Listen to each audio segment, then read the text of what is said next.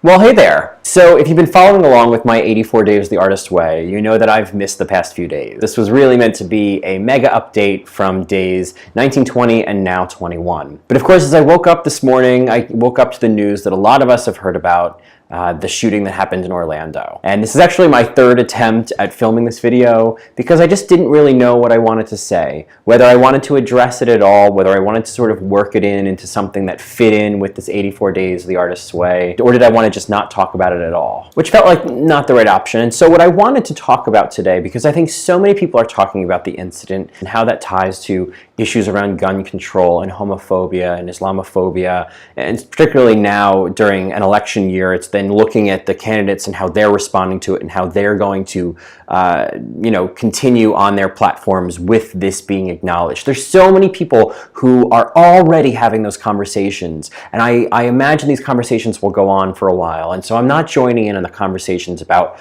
what to do in response to this incident. I think it is incredibly tragic. It's heartbreaking. The fact that it happened to the LGBT community as a gay man, I do find incredibly devastating. But I am pulling from, I think it was Mr. Rogers who told this story about how when he was a child and there was some sort of tragedy happening, and this often gets posted on Facebook when something terrible happens, and I think it's a really beautiful sentiment. You know, whether it was him as a child, it doesn't matter. It doesn't matter what the context is.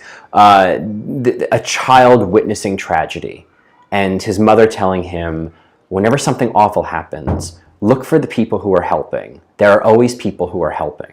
You know, look for the people who are showing up to do good, to support. It's a pretty dark time right now. There's a lot of fucked up shit going on right now, and it can be hard to feel like there's a whole point to this. But in the midst of all of this chaos, there are still people who are helping. There are still people who are loving. There are still people who are trying. There are people whose instinct it is to help. And that's what I look for.